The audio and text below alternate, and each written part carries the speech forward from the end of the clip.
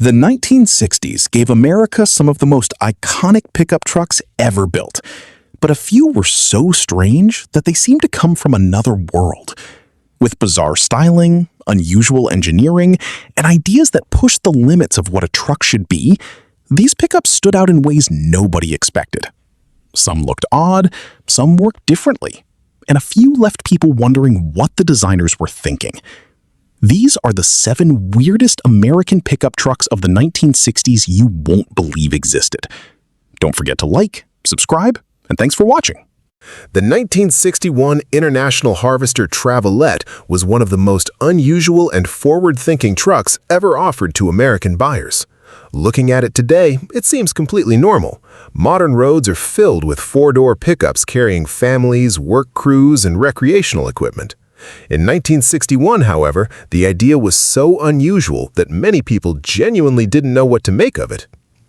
Built by International Harvester, the Travelette arrived decades before crew cab pickups became a dominant force in the American market. At the time, nearly every pickup truck followed the same basic formula: 2 doors, a single bench seat, and room for 2 or 3 occupants at most. Trucks were work tools. They hauled cargo, not people.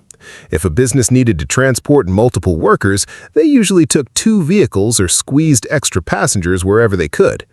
International Harvester looked at that problem differently. Instead of accepting the limitations of traditional pickups, the company developed a truck that could carry both cargo and an entire crew at the same time.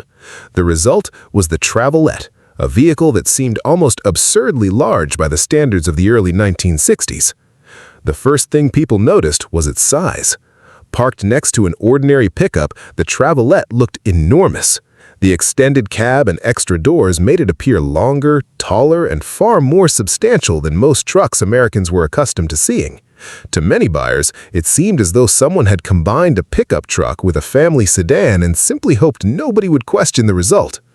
One observer reportedly joked, "It looks like a pickup that swallowed another pickup." Another remarked, "It's so long they could probably rent out the back seat." The unusual appearance generated curiosity, but it also created skepticism. Many Americans simply didn't understand the purpose. Why would anyone need 4 doors on a truck? Why carry 6 passengers when a pickup was supposed to carry cargo? Why pay extra for space that most owners would never use? One dealership visitor reportedly laughed, "If I need 6 seats, I'll buy a bus." Those reactions reflected the truck market of the era. In the early 1960s, pickups were viewed primarily as commercial equipment. Comfort and passenger capacity ranked far below durability, payload, and affordability. Most buyers couldn't imagine a scenario where a truck needed to function as both a work vehicle and passenger carrier. But certain customers immediately recognized the value.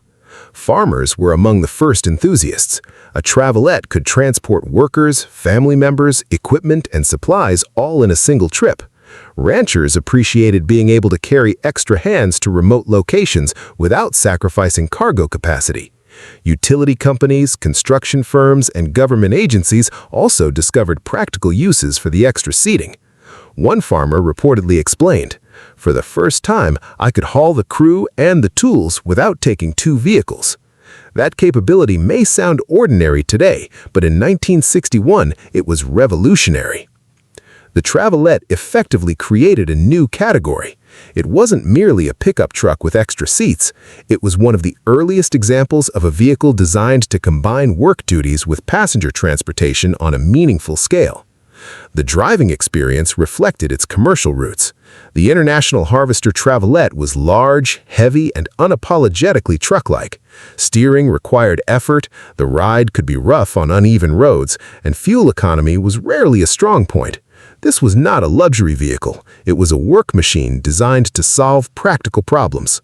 One owner later recalled, "It drove like a truck because it was a truck. The extra doors didn't change that." But those extra doors changed everything else. The truck gradually found a loyal audience among buyers whose needs didn't fit neatly into existing categories. They valued the ability to transport crews, families, or work teams without sacrificing the utility of a pickup bed. What seemed unnecessary to many buyers in 1961 eventually became one of the most important developments in truck history. As the decades passed, other manufacturers slowly began embracing the crew cab concept. By the 1980s and 1990s, four-door pickups were becoming increasingly common in many segments of the market. By the 2000s, they had become the dominant configuration in many segments of the market. Today, the idea that a pickup should carry 5 or 6 passengers feels completely normal. The Travelette helped make that possible. One automotive historian summarized its significance perfectly. It solved a problem most people didn't know they had yet. Another collector put it even simpler. Everyone thought it was too big, too strange, and too unnecessary. Then the entire truck industry copied the idea. Because production numbers were relatively low and many examples were worked hard throughout their lives, surviving Travelettes have become highly desirable among collectors. Enthusiasts appreciate them not only for their rarity, but also for what they represent, a glimpse into the future of truck design. Today, the 1961 International Harvester Travelette stands as one of the most important forgotten trucks in American automotive history. What once looked oversized and unnecessary now appears visionary. It predicted the rise of the modern crew cab pickup decades before most manufacturers realized there was a market for such a vehicle. In hindsight, the Travelette wasn't wrong because it was wrong. It was strange because it arrived years before the rest of the industry caught up. The 1966 Dodge D100 Utiline is one of those trucks that instantly creates a time travel illusion the moment you see it, because even in the mid-1960s, it already looked like it belonged to an earlier America. Built by Chrysler Corporation under the Dodge nameplate, it represented a stubborn continuation of traditional pickup design at a moment when the entire industry was rapidly moving toward cleaner, more modern styling. By 1966, pickup trucks in the United States were beginning to evolve. Companies like Ford Motor Company and General Motors were gradually shifting toward more integrated bodywork, smoother bedlines, and designs that made trucks look less like purely mechanical tools and more like unified automotive products. In contrast, the Utiline stubbornly held on to a design language that had its roots in the 1940s and early 1950s. The most defining feature, and the one that immediately gives the truck its out-of-time appearance, is the step-side rear bed with separate external fenders. Instead of a single wide, flat-sided cargo box, the Utiline retained protruding rear wheel arches that sat outside the bed itself. These fenders created a broken visual line, making the truck appear segmented, almost as if the bed had been attached as a separate piece rather than designed as part of a unified structure. In a parking lot full of newer trucks, the effect was dramatic. The Utiline didn't just look older, it looked like it had survived from a different decade entirely. One passerby reportedly said, "It looks like a 1950s truck that got lost and ended up in the 1960s. Another joked, "It's not outdated, it's just historically confused." But the visual problem was only part of the story. What makes the Dodge D100 Utiline interesting is that underneath its old-fashioned exterior, it was mechanically very much a mid-1960s machine.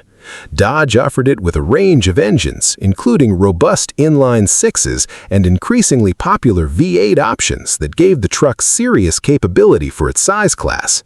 In the right configuration, it was not slow or weak. It could be genuinely strong, capable of hauling heavy loads, towing equipment, and handling long-distance highway work.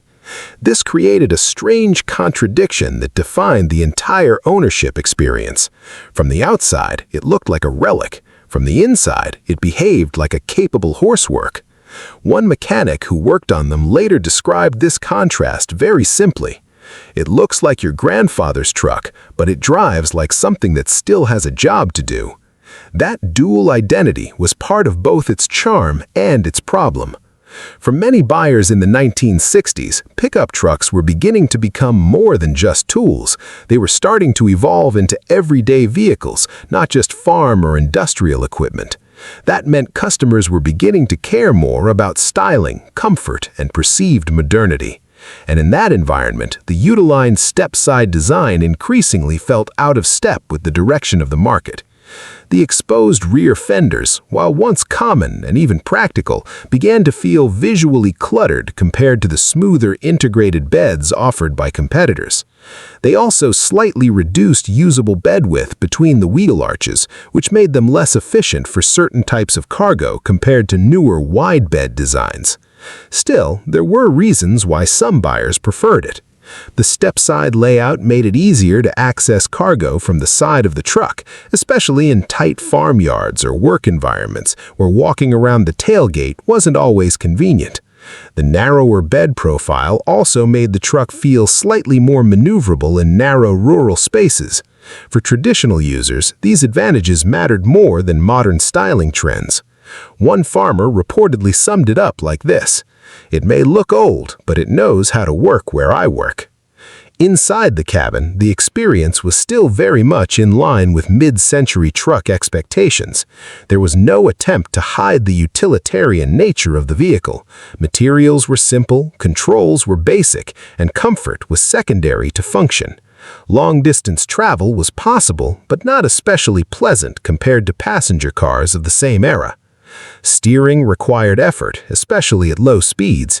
Ride quality depended heavily on load. With weight in the bed, the truck felt more stable and settled. Empty, it could feel stiff and bouncy. These characteristics were not flaws in the eyes of most truck buyers at the time. They were simply part of what a real truck was expected to be.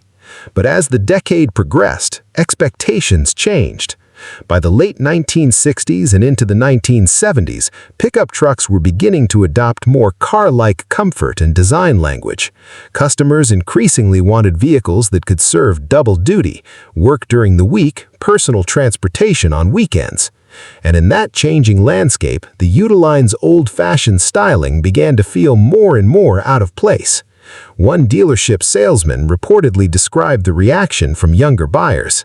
"They like the engine, they just don't like the way it looks in their driveway." Despite that, the Utiline never completely disappeared because it still had a loyal base of traditional users who valued its simplicity and proven durability. It was not a failed design in a mechanical sense. It simply belonged to a different design philosophy, one that was slowly fading away. In hindsight, the truck becomes more interesting than outdated. The step-side design that once made it look strange is now appreciated as part of classic truck identity. Enthusiasts see it as a direct link to earlier generations of American pickups, when form was dictated almost entirely by function and manufacturing simplicity rather than styling trends or aerodynamic unity. One collector summarized its appeal very well. "It's not trying to be modern. That's exactly why it feels honest." Today, the 1966 Dodge D100 Utiline stands as a reminder that automotive progress is not always a straight line. Sometimes older ideas continue to exist alongside newer ones, not because they are obsolete, but because they still work for certain people in certain conditions. And in that sense, the Utiline was never really behind the times. It was simply serving the part of the world that hadn't moved on yet. The 1965 International Harvester C1200 Crew Cab is one of those trucks that feels almost unreal when you first see it in person. Not because it is flashy or exotic, but because of how unusually honest and oversized its proportions are. Built by International Harvester, it represents an early and very serious attempt to solve a practical problem that most pickup manufacturers in the early 1960s were still largely ignoring: how to move an entire work crew and their equipment in a single vehicle without compromise. At a time when most pickups still had single-row cabins and were designed primarily around cargo hauling rather than passenger transport, the idea of a full four-door crew cab was still rare enough that it seemed almost excessive. The International Harvester's C1200 Crew Cab took that idea and executed it in a very literal, uncompromising way. Instead of trying to disguise its size or blend it into the styling trends of the era, it simply grew longer, heavier, and more utilitarian until it could comfortably accommodate a full crew inside the cab while still retaining a usable bed. The result was a vehicle with proportions that many people at the time considered almost exaggerated. The wheelbase stretched far beyond what most drivers were used to seeing in a pickup truck. The cab itself looked long and rectangular, with 4 full-size doors that immediately set it apart from the more common 2-door configurations of the period. From certain angles, especially in tight urban environments, it could appear almost bus-like in its presence. One observer reportedly commented, "It doesn't look like a pickup with extra doors, it looks like a truck that kept growing until it ran out of excuses." Another joked more simply, "It's what happens when a pickup truck decides to bring everyone to work." Despite its unusual appearance and size, the design was not about style or experimentation. It was about function, pure and simple. Utility companies, construction crews, municipal services, and industrial operators were among the first to recognize the value of the International Harvester's C1200 crew cab. In those environments, efficiency mattered more than aesthetics. Instead of sending multiple vehicles to a job site, one for workers and another for tools and materials, the C1200 allowed both to travel together in a single trip. That reduced coordination complexity, saved time, and often improved overall productivity. A construction foreman of the era reportedly summed it up very practically. "If the truck can carry the men and the tools, that's one less truck I have to worry about." That philosophy defined its real-world success.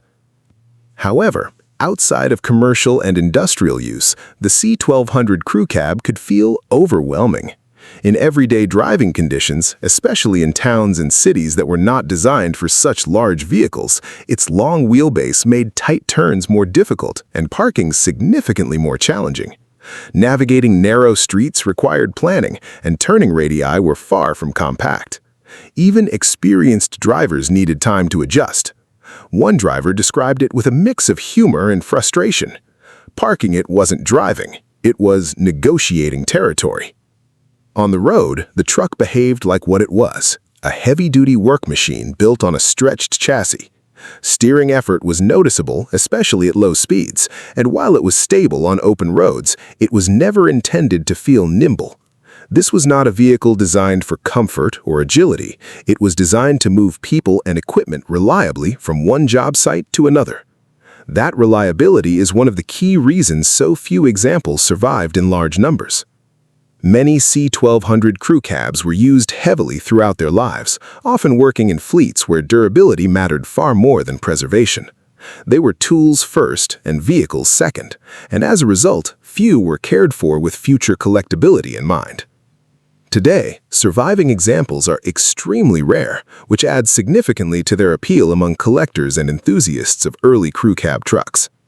What makes the 1965 International Harvester C1200 crew cab especially important in hindsight is its role as a quiet pioneer. While it may have seemed oversized or impractical to casual observers, it helped establish the real-world viability of the crew cab concept long before it became a mainstream configuration across the industry. One automotive historian summarized its legacy simply: "It wasn't built for lifestyle, it was built for logistics, and that's exactly why it worked." And that distinction is what gives the C1200 crew cab its lasting historical significance. It wasn't trying to follow trends or create a new image of what a truck should be. It was simply solving a problem that working America already had, even if most manufacturers had not yet fully recognized it. The 1968 Chevrolet C30 Longhorn is one of those trucks that immediately feels wrong to the eye at first glance, yet completely logical once you understand the problem it was trying to solve. Built by General Motors under Chevrolet's heavy-duty truck division, it was not created to be stylish, compact, or versatile in the modern sense. It was built for one job: pulling heavy trailers with stability and control over long distances. And that single purpose is exactly what shaped its bizarre appearance. At a time when most pickup trucks still followed relatively traditional proportions, shorter beds, balanced cab-to-axle spacing, and designs that visually made sense, the Longhorn C30 broke that visual logic completely. The most striking feature was the extended wheelbase, specifically the long gap between the cab and the rear axle. Instead of the rear wheels sitting close to the cab like in most pickups, they were pushed much farther back, stretching the entire silhouette into something unusually elongated and almost architectural in appearance. Parked next to a standard Chevrolet pickup of the era, the difference was immediate and almost unsettling. One observer reportedly said, "It looks like someone grabbed a normal truck and pulled it apart in the middle." Another joked more bluntly, "It looks like two trucks arguing and someone welded them mid-fight." But unlike many strange-looking vehicles of the 1960s, the Longhorn's design was not driven by styling trends or experimentation. It was driven by physics. The core engineering reason behind the stretched frame was towing stability. By increasing the wheelbase, Chevrolet's engineers improved how the truck behaved when pulling long trailers, especially at highway speeds. A longer distance between the cab and rear axle reduces the leverage effect a trailer can exert on the vehicle, which in turn reduces sway and improves directional stability. In simple terms, the truck becomes calmer, less nervous, and more predictable when carrying heavy loads behind it. In the late 1960s, this was becoming increasingly important. America was entering a period where recreational towing was expanding rapidly. Larger campers, enclosed trailers, and industrial hauling were becoming more common, and traditional pickup designs were starting to show limitations in stability under those conditions. The Chevrolet C30 Longhorn was Chevrolet's answer to that problem. It was not a general-purpose truck. It was a specialized towing platform that just happened to look like a pickup. On the road, especially under load, the Longhorn revealed its true personality. When towing heavy trailers, it felt noticeably more stable than shorter wheelbase trucks of the time.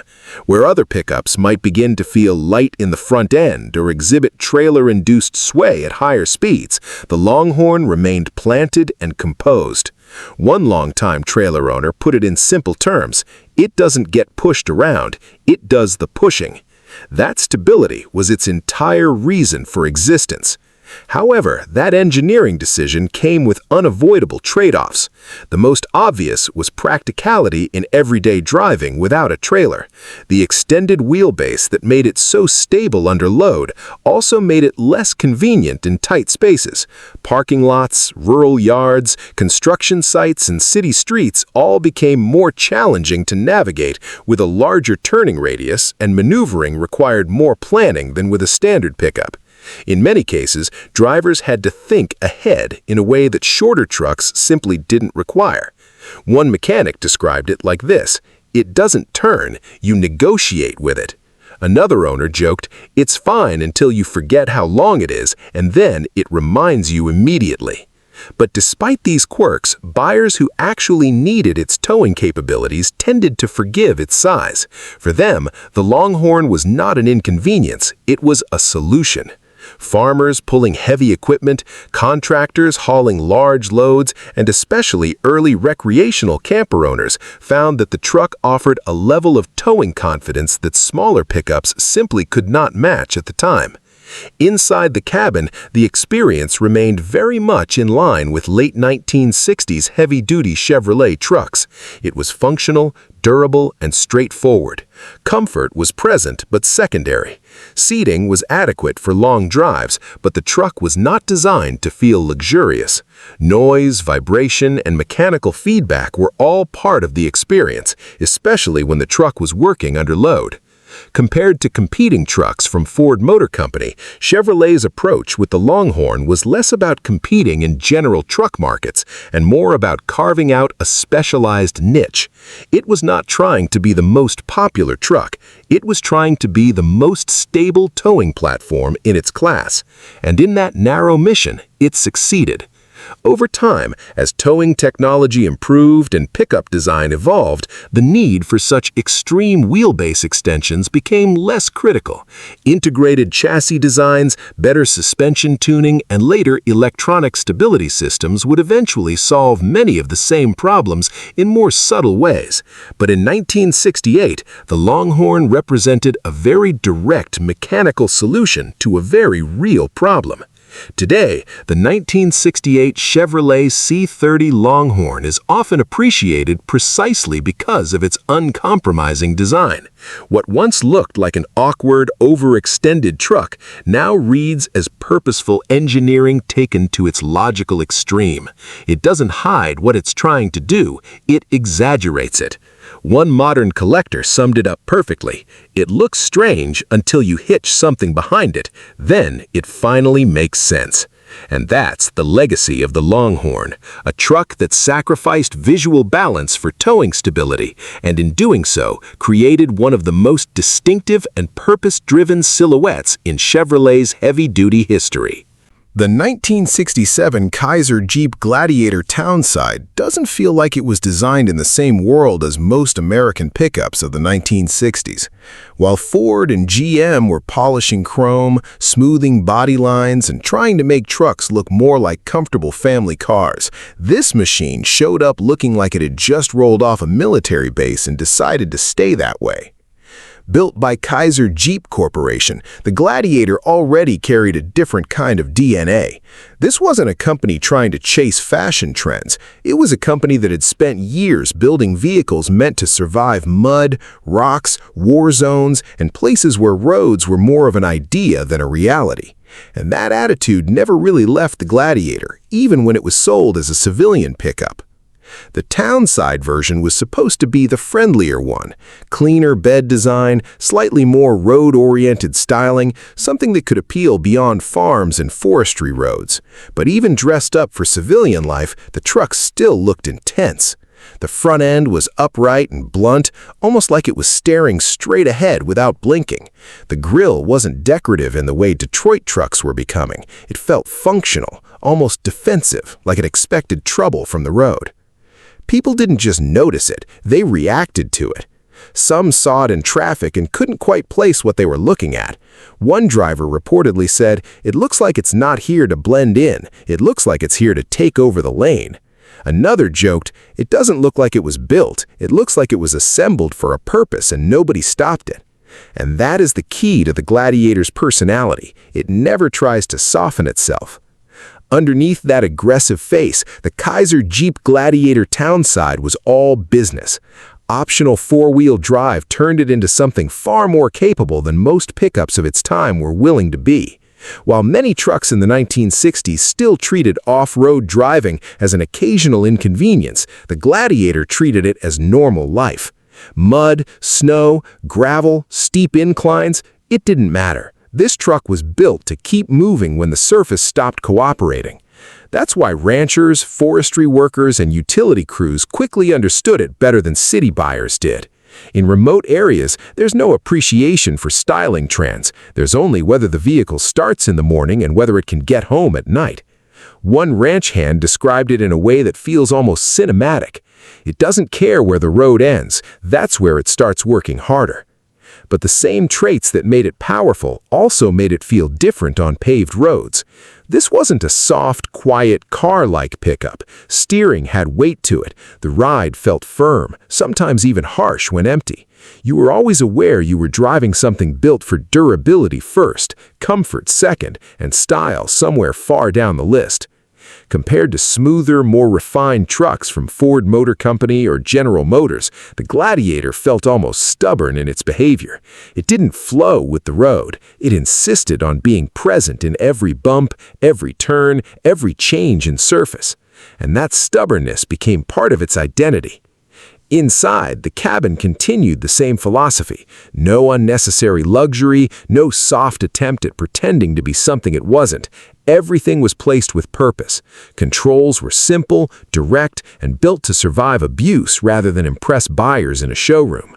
But what makes the Gladiator really interesting is the way it confuses expectations even today. From a distance, it looks like a vintage truck. Up close, it feels like a machine that was designed with one question in mind: how do we make this survive anywhere? One mechanic who worked on them later said, "This truck doesn't age like a car, it ages like equipment." That's why it struggled to fully fit into the mainstream American pickup market at the time. Most buyers in the 1960s were slowly shifting toward trucks that could double as daily transportation, something comfortable enough for commuting, but still capable enough for work. The Gladiator didn't fully make that compromise. It stayed closer to its utility roots. And because of that, people either respected it deeply or ignored it completely. There wasn't much in between. But time changed how it's seen. As modern pickup trucks became larger, more comfortable, and more lifestyle-oriented, the Gladiator started to feel less like an oddball and more like a pure expression of what a work truck used to be before everything got softened. Today, the 1967 Kaiser Jeep Gladiator Townside stands almost like a character from another chapter of automotive history. It represents a time when trucks were not trying to be everything at once. They were not trying to be comfortable, stylish, or trendy. They were trying to be unstoppable in the places where most vehicles simply couldn't survive. One enthusiast summed it up perfectly. It doesn't look polite, it looks capable. And that is why the Gladiator still grabs attention today. Not because it fits in, but because it never once tried to. The 1963 Mercury M-Series pickup is one of those trucks that almost feels like it slipped through a crack in automotive history. It exists in plain sight within the engineering family of Ford Motor Company, yet at the same time it feels strangely disconnected from the mainstream story of American pickups. Most people today can walk through a classic truck show filled with Ford F-Series models and never realize that a Mercury-badged version ever existed at all. That sense of invisibility is exactly what makes it so fascinating. In the early 1960s, Ford operated in a unique North American market structure where Canada and the United States did not always share identical dealership networks or branding strategies.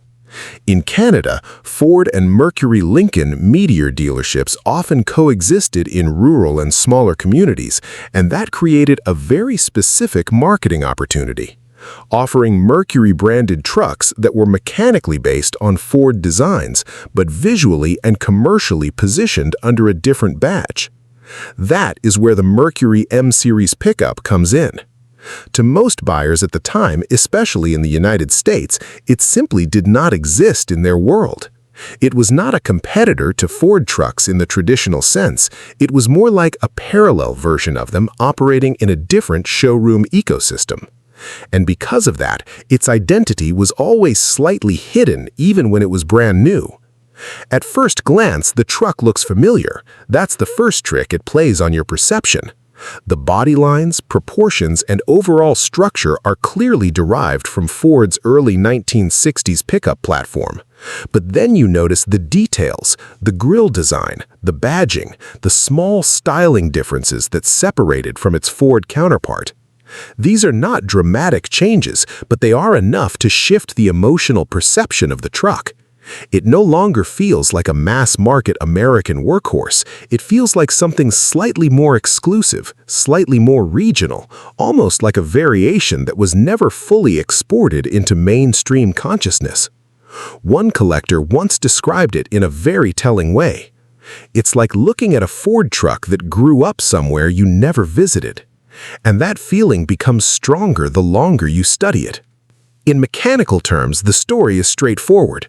Underneath the Mercury identity, this was still very much a Ford-designed pickup of the early 1960s. Engines were chosen for durability and torque, not performance excitement. The suspension, chassis, and drivetrain followed the same philosophy as Ford's working trucks of the time. Simple, strong, and easy to maintain in rural environments where dealerships and repair tools might be far apart. In daily use, there was nothing exotic about it. It behaved like a truck that was expected to work hard, get dirty, and survive years of abuse without complaint. But the perception of it today is shaped far more by rarity than by specification. Because while Ford trucks of the same era became one of the most common and widely preserved classic vehicles in North America, the Mercury M-Series followed a completely different fate. It was never produced in the same volumes, never distributed across the same markets, and never received the same historical attention. As a result, it quietly disappeared from collective memory far faster than its Ford siblings. One enthusiast put it very simply: you don't realize it's rare until you realize you've never seen one twice. That is the key to its modern identity. Unlike performance trucks or experimental designs that stand out because of extreme engineering, the Mercury M Series is rare because of silence. It didn't scream for attention when it was new, and it didn't become iconic later. It simply existed in a narrow space between branding strategy and regional distribution, and then faded out of common awareness. Dealerships in Canada saw it as just another working truck option under the Mercury name. Farmers, tradesmen, and small business owners who bought it treated it exactly like a Ford truck, because in practical terms, that's what it was. It was never meant to be a collectible or a statement piece. It was meant to move goods, tools, and people across rural landscapes where reliability mattered more than identity. One former owner reportedly described it in a way that captures this perfectly. It didn't feel special, it just felt correct for the job. And that's why so few survived in preserved condition. Most were used exactly as intended, driven in harsh weather, loaded heavily, repaired when necessary, and eventually replaced without ceremony. Nobody was thinking about future collector value or historical preservation. They were thinking about work. Today, that practicality has become the very reason it is so sought after. Collectors who do manage to find a 1963 Mercury M Series pickup often describe the experience as feeling like uncovering something that feels both familiar and unfamiliar at the same time. It drives like a Ford truck of its era because in structural terms it is one, but visually and historically it carries an identity that almost no one recognizes at first glance. One restorer summed it up in a way that feels almost poetic. It's not a different truck, it's a different memory of the same truck. And that is what gives it its strange appeal today. Not because it was revolutionary, not because it was powerful, but because it existed in a shadow version of automotive history, close enough to be familiar, but rare enough to feel like it never fully belonged to the world most people remember. The 1969 Dodge A100 pickup feels less like a traditional American pickup and more like a design experiment that somehow made it all the way into production. Built by Chrysler Corporation under the Dodge name, it completely breaks the classic truck formula that most buyers in the 1960s were used to. Instead of a long hood, a separate engine compartment, and a comfortable distance between driver and front axle, the A100 throws all of that away and compresses everything into a short, almost cube-like body. At first glance, it doesn't even register as a pickup in the usual sense. The cab-over-engine layout places the driver directly above the front wheels and right over the engine itself. The nose is flat, almost vertical, and the windshield drops straight into the front fascia like a piece of industrial equipment. In traffic, it doesn't look like it belongs next to normal pickups from Ford Motor Company or General Motors. It looks like it came from a completely different design philosophy. And that's exactly how people reacted to it. One passerby reportedly said, "It looks like a van and a truck got squeezed together and forgot to separate." Another joked, "It doesn't look built for roads, it looks built for tight corners in a dream." But the A100 wasn't designed to be strange for the sake of being strange. It was designed around space efficiency and utility. By eliminating the long engine bay, Dodge engineers dramatically shortened the overall length of the vehicle while still keeping a usable cargo bed. That meant the truck could operate in tight urban environments, crowded job sites, and narrow delivery routes where a full-size pickup might struggle. In theory, it was a very practical solution: pack maximum usefulness into minimum space. But that efficiency came with a psychological cost the moment you sat inside. Because the driving position is unlike almost anything else of its era. When you climb into the cab of the Dodge A100 pickup, you are not behind the engine in the traditional sense. You are sitting on top of it. The front wheels feel almost directly under your feet, and the road seems to begin immediately beyond the windshield. There is no long hood stretching out in front of you to create distance or safety perception. Everything is immediate. One driver described it in a way that captures the feeling perfectly. It's like the road starts at your toes. That sensation is what made the A100 both fascinating and slightly intimidating for first-time drivers. The visibility forward is incredible, almost panoramic, but the trade-off is that you're constantly aware of how exposed the front of the vehicle feels. There's no psychological buffer zone like in conventional trucks. You are right there at the edge of motion. Despite this unusual layout, the A100 found its niche quickly. In the late 1960s and early 1970s, it became unexpectedly popular among groups who valued compact utility and customization potential. Racers saw it as a lightweight, short-wheelbase platform that could be modified for speed projects. Camper builders turned it into small, mobile living spaces. Tradespeople used it as a compact delivery and work vehicle, and custom culture in general embraced it because it didn't look like anything else on the road. One builder reportedly said, "You don't choose it because it makes sense. You choose it because nothing else looks like it." Mechanically, it stayed relatively simple and durable, following the typical Chrysler truck philosophy of the era. Engines were not exotic, but they were dependable. The focus was not on refinement or luxury, it was on keeping the vehicle running under real working conditions and allowing owners to repair it without unnecessary complexity. But what truly defined the A100 was how it behaved in real-world use, because the cab-over design fundamentally changes driving dynamics. With the weight positioned forward and the wheelbase extremely short, the truck feels agile at low speeds. It can turn in tight spaces, maneuver through crowded streets, and handle urban environments far better than many full-size pickups of its time. It almost feels like a large industrial tool rather than a traditional road vehicle. However, that same short wheelbase also introduces challenges. At higher speeds, the vehicle can feel more sensitive to steering input. Road imperfections are felt more directly, and when loaded heavily or driven in strong crosswinds, the cab-over layout requires more attention from the driver. It is not unstable in a dangerous sense, but it is more alive than conventional trucks. One owner summed it up with a mix of humor and honesty. "It doesn't relax when you drive it, it pays attention with you." Compared to traditional pickups of the era, especially those from Ford Motor Company and General Motors, the A100 stands out not for power or luxury, but for its radical packaging logic. Where others stretched length to create separation between components, Dodge compressed everything into a tight, efficient form. That difference is what gives it such a strong visual identity today.